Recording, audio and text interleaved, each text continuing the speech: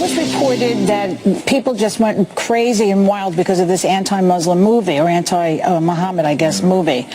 But then I heard Hillary Clinton say that it was an act of terrorism. Is it? What do you say? Well, we're still doing an investigation. It's clear that based upon the facts on the ground that were coming from the people who were actually getting the feed of information from on site in Libya, that they understood it to be a terrorist attack. And then even on questioning General Dempsey and Secretary Panetta certainly understood it as well. So it begs the question of where did this information about it being in response to a demonstration really come from?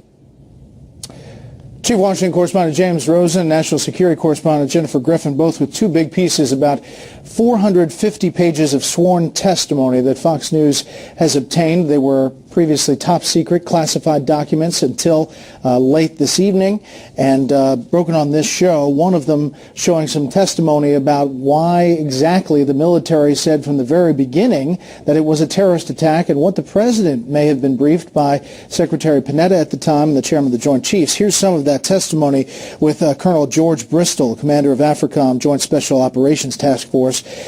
Questioner is Representative Brad Wenstrup from Ohio. So no one from the military was ever advising that you are aware of that this was a demonstration gone out of control. It was always considered an attack. Bristol, yes, sir. Wenstrup, on the United States, yes, sir. We referred to it as the attack.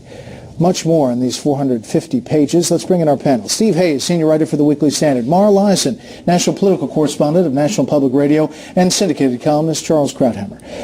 There may be more to this. These are the Benghazi transcripts that we have so far, and we'll have a number of different stories on this. Steve, your thoughts on what's come out tonight? Well, that's a pretty significant development that the military briefers who spoke to the president on the night of the attack were telling him, in fact, I mean, in the words of Ham, this was not a demonstration, this was a terrorist attack. General Carter Ham. General Carter Ham, telling the president that on the evening of the attack.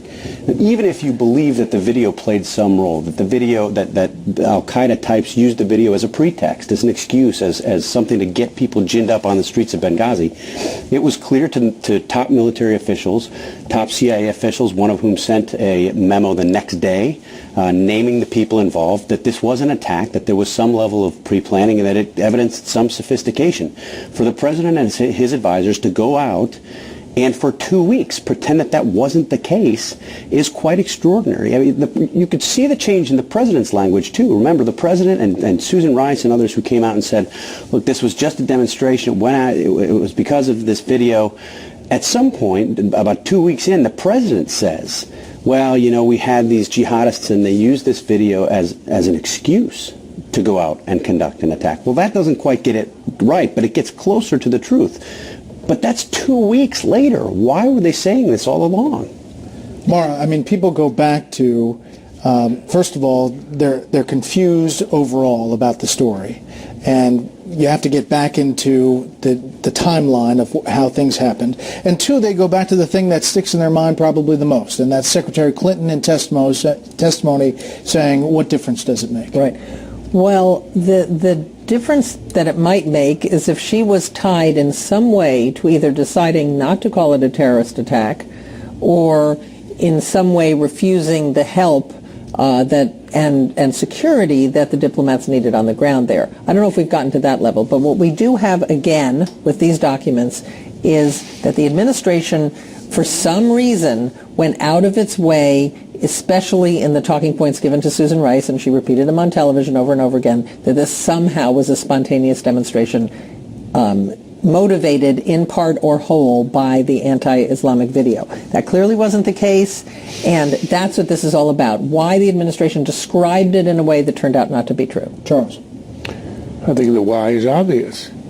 It was a way to maintain the fiction as an election was approaching, Obama boasting, bin Laden dead, GM alive, that al-Qaeda was on the run. They didn't want this, an obvious instance of a terrorist attack on the 9/11 anniversary, to refute that story. So the questions remain, how did this start, since it obviously didn't start with the military.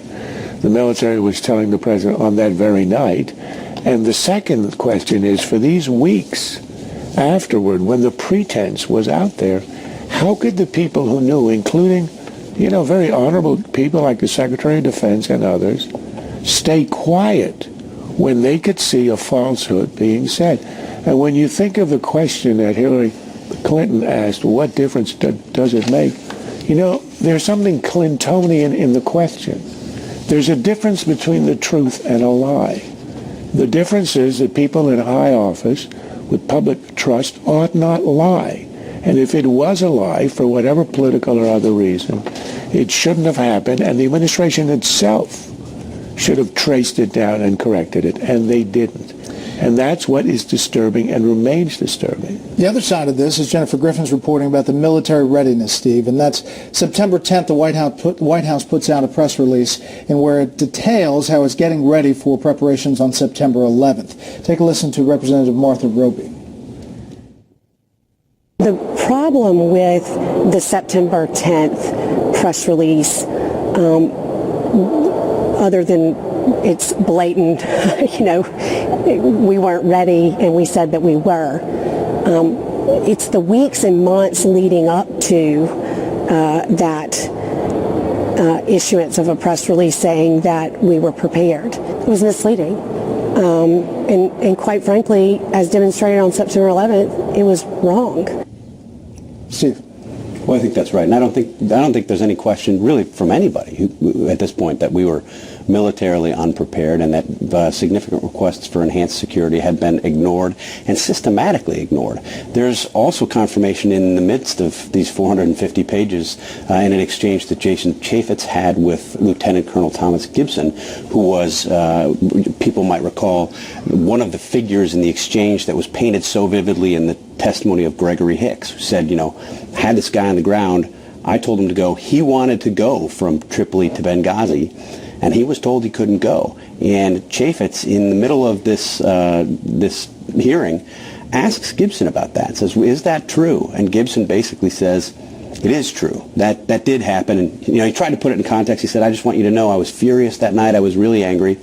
But he basically offers a second compelling source to the testimony that Greg Hicks gave, which I think, again, it's outrageous. To your point, Mara, about the security at that facility, the ARB, the Accountability Review Board, said that it was temporary. That was one of the reasons they didn't secure it. Yet, we reported last week that they had just renewed a lease for another year at that very facility, and there were calls for security to be upgraded at that. Right, and even if it's temporary for another year, when the ambassador goes to visit, you have to be able to have it secure. I mean, I don't think anybody's arguing that there was a great dereliction of security for our diplomatic officials. I mean, I don't think there's any two ways about that. The question is, does it get to the level of a political problem for Hillary Clinton? I think that's the big question going forward. And there really hasn't been a lot of action on anybody paying the price for it. Not yet. No, of course, there's none whatsoever. The only person who's been jailed over the assassinations in Benghazi is a hapless Coptic filmmaker who spent some time in jail. I'm not even sure if he's still in jail, but he went to jail. You would think in a country with a First Amendment he wouldn't. He did. Nobody who participated in the attack is in jail or even apprehended. We'll have more.